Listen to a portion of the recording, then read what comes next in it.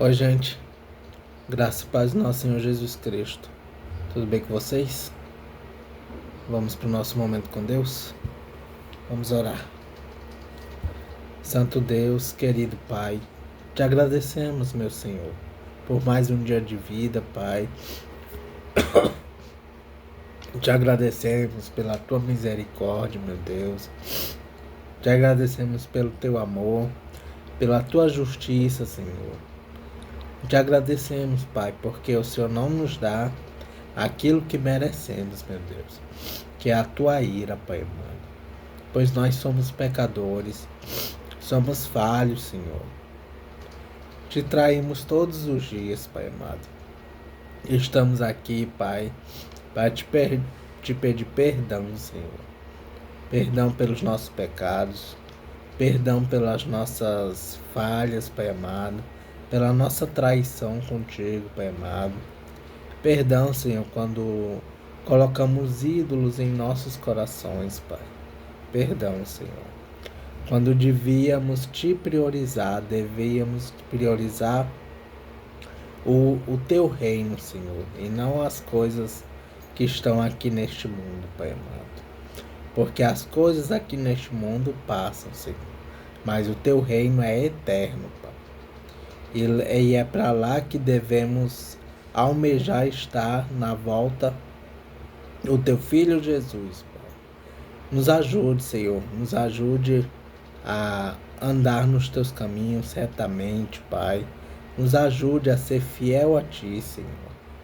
Nos ajude, Pai amado, a amar o nosso próximo, Senhor.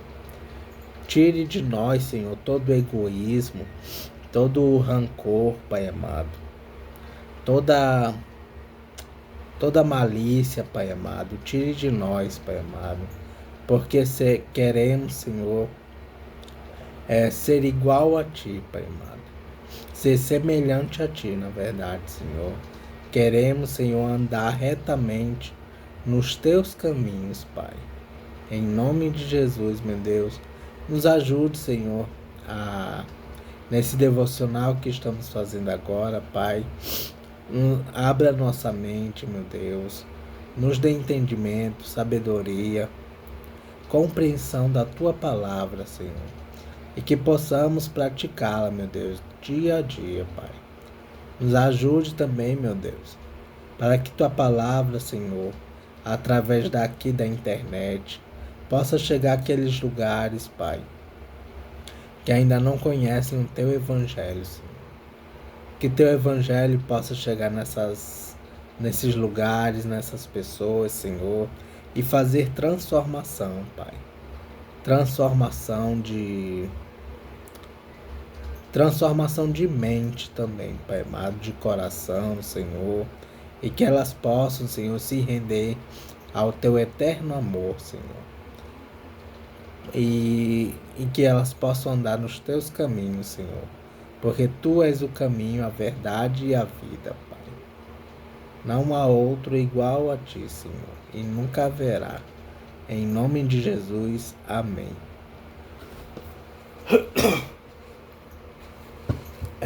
Vamos ler o devocional de Spurgeon.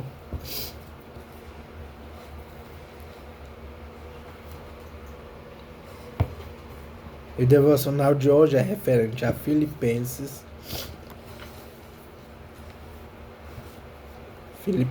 capítulo 2.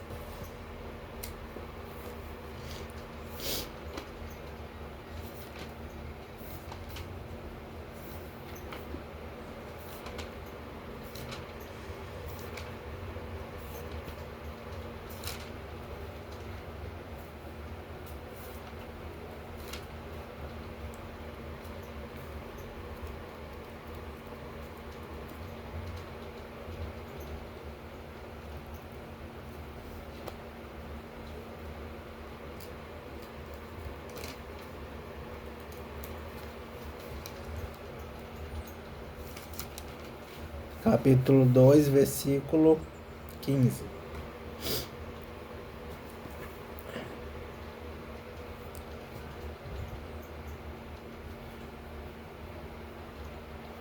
Vamos ler do 12, versículo 12 até o 18, tá bom? Para entender o contexto. Diz assim: brilhar como as estrelas do céu. Uma introdução que vai do versículo 12 ao 18, diz assim: Paulo encoraja os cristãos a que brilhem como as estrelas do céu, em meio a um mundo que não quer saber de Deus. Assim como Cristo foi obediente a Deus, versículo 8, Paulo espera que os cristãos obedeçam às instruções que ele lhes dá. Versículo 2, 1 Coríntios capítulo 5, versículos 3 a 5, capítulo 14, versículos 36 a 38, 2 Coríntios capítulo 2, versículo 9, capítulo 13, versículos 2 a 3, e 1 Tessalonicenses capítulo 4, versículo 8, e 2 Tessalonicenses capítulo 3, versículo 14. Algumas referências. E essa parte do capítulo inicia assim: portanto, meus queridos amigos, vocês que me obedeceram sempre quando eu estava aí, devem me obedecer muito mais agora que estou ausente. Continuem trabalhando com respeito e temor a Deus, para completar a salvação de vocês. Pois Deus está sempre agindo em vocês para que obedeçam à vontade dele, tanto no pensamento como nas ações. Façam tudo sem queixas nem discussões, para que vocês não tenham nenhuma falha ou mancha. Sejam filhos de Deus, vivendo sem nenhuma culpa, no meio de pessoas mais que não querem saber de Deus. No meio delas, vocês devem brilhar como as estrelas do céu, entregando a elas a mensagem da vida. Se agirem assim, eu terei motivo de sentir orgulho de vocês no dia de Cristo, pois isso mostrará que todo o meu esforço e todo o meu trabalho não foram inúteis. Talvez o meu sangue, isto é, a minha vida, seja apresentado como uma oferta junto com o sacrifício que vocês, por meio da sua fé, oferecem a Deus. Se isso acontecer, ficarei contente e me alegrarei com todos vocês. Do mesmo modo, vocês também devem ficar contentes e se alegrar comigo. Amém.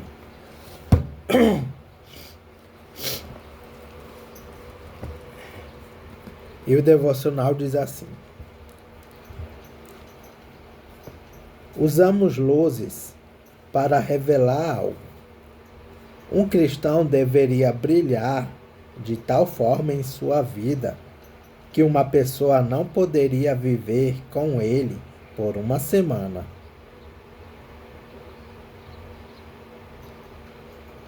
Sem conhecer o Evangelho. Sua conversa deveria ser tal que todos ao seu redor deveriam perceber claramente a quem ele pertence e a quem ele serve. E deveriam ver a imagem de Jesus refletida em suas ações diárias. A luz serve para orientar. Devemos ajudar aqueles ao nosso redor que estão na escuridão. Devemos entregar a palavra da vida. Devemos conduzir pecadores ao Salvador e os fracos ao refúgio divino. As pessoas, algumas vezes, leem suas Bíblias e não conseguem entendê-las. Deveríamos estar pronto, como Filipe, para instruir aquele que tem dúvida no significado da palavra de Deus, no caminho da salvação e na vida de piedade. A luz também é utilizada para alertar. Em nossas rochas e bancos de areia, certamente será erigido um farol. Os cristãos deveriam saber que há muitas falsas luzes em todo o mundo e, portanto, a luz verdadeira é necessária. Os saqueadores de Satanás estão sempre circulando, tentando o ímpio a pecar com a desculpa do prazer e projetam a luz falsa. Seja o seu trabalho, então, projetar a luz verdadeira sobre toda rocha perigosa, apontar todo o pecado e dizer a que ele leva, de modo que possamos ter as mãos limpas do sangue de todas as pessoas, brilhando com luzes no mundo. Luzes também têm uma influência muito animadora, e assim também são os cristãos. Um cristão deve ser consolador, com palavras gentis em sua boca e empatia em seu coração.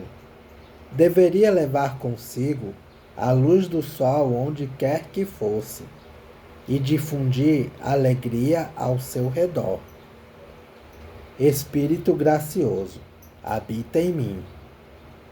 Eu tão agraciado seria, e com palavras que auxiliam e curam, revelaria tua vida em mim, e com ações ousadas e mansas falaria por Cristo, meu Salvador. Amém.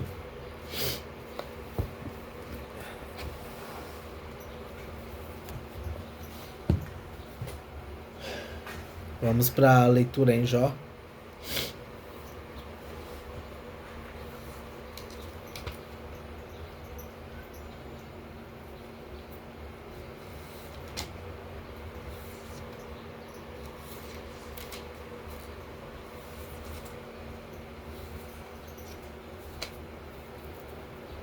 Jó capítulo 40.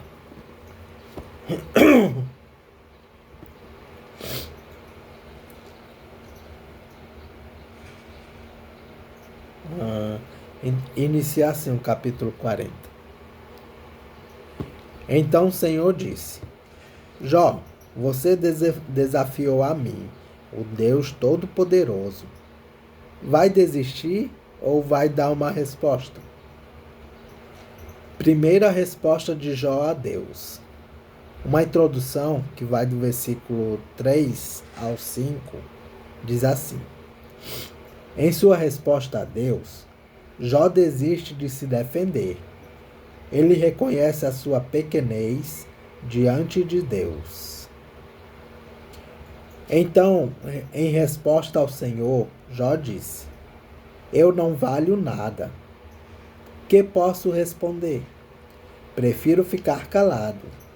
Já falei mais do que devia, e agora não tenho nada para dizer. Segunda e última resposta de Deus a Jó. Será que a sua força pode ser comparada à minha? Uma introdução que vai do versículo 6 ao 41 diz assim: Esses dois capítulos,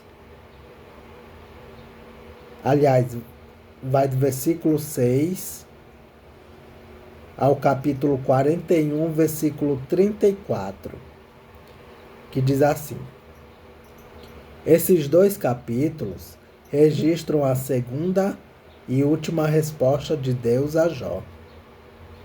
Primeira resposta. Nessa fala, a primeira resposta. Deus reafirma que é justo e poderoso.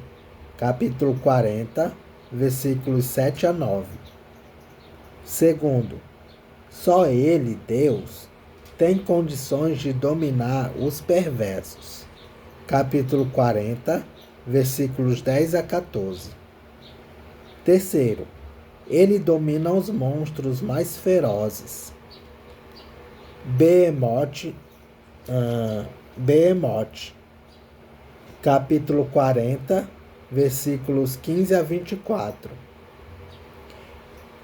Quarto, e domina também Leviatã, capítulo 41, versículo 1 ao 34. E o capítulo 40 continua assim. Então, do meio da tempestade, Deus respondeu a Jó assim: mostre agora que é valente e responda às perguntas que lhe vou fazer. Será que você está querendo provar que sou injusto e que eu sou culpado e você é inocente? Será que a sua força pode ser comparada com a minha? Será que você pode trovejar com voz tão forte como eu? Se você pode, então vista-se de glória e grandeza, e enfeite-se com majestade e resplendor. Olhe para todos os orgulhosos, faça explodir a sua raiva contra eles, e humilhe-os. Humilhe-os.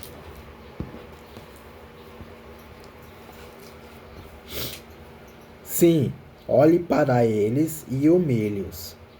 Esmague os perversos no lugar onde estão. Sepulte-os todos na terra. Amarre-os na prisão dos mortos. Se você fizer isso, eu serei o primeiro a louvá-lo e a reconhecer que você venceu pelas suas próprias forças. Quem é capaz de agarrar o monstro Behemoth? Olhe para o monstro Behemoth, que eu criei como também criei você. Ele come capim, como o boi. Mas veja quanta força tem e como são poderosos os seus músculos. O seu rabo levantado é duro, como um galho de cedro. E nos músculos das suas pernas ele tem muita força. Os seus ossos são fortes, como canos de bronze, e as suas pernas são como barras de ferro. Ele é a mais espantosa das minhas criaturas. Só eu, o seu Criador, sou capaz de vencê-lo. O capim que o alimenta cresce nas montanhas, onde as feras se divertem. Ele se deita debaixo dos espinheiros e se esconde no brejo entre as tábuas. Os espinheiros lhe dão sombra. Os salgueiros do ribeirão o rodeiam. Se há uma enchente, ele não se assusta e fica tranquilo, mesmo que a água do rio Jordão, suba até o seu focinho.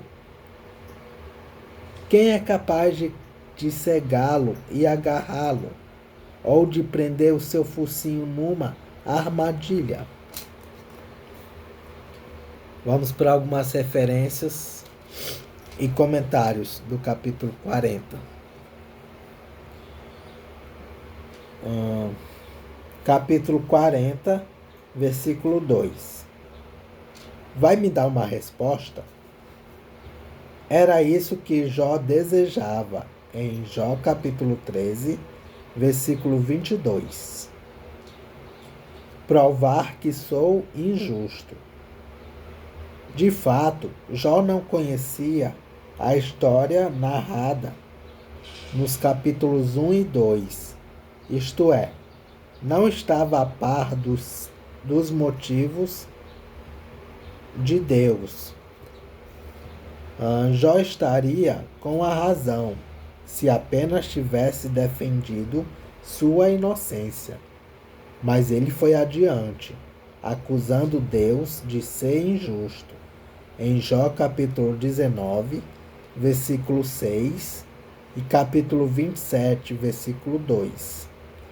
E Deus responde que se ele fosse injusto, não seria capaz de governar o universo, o que Eliú havia afirmado anteriormente, em Jó capítulo 34, versículo 17. Eu sou culpado e você é inocente?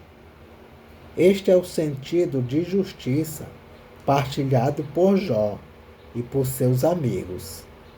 Se Jó está certo, Deus deve estar errado. E, contrariamente, se Deus está certo, Jó deve estar errado. Capítulo 40, versículo 10. Glória e grandeza.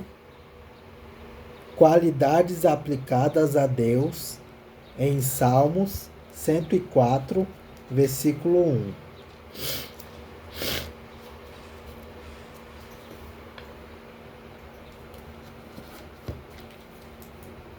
Capítulo 40, versículo 13. Prisão dos mortos. O mundo dos mortos. Capítulo 40, versículo 15. Monstro Behemoth. Alguns estudos da Bíblia entendem tratar-se do hipopótamo. E é isso, gente. Capítulo 40 de Jó. Que Deus os abençoe.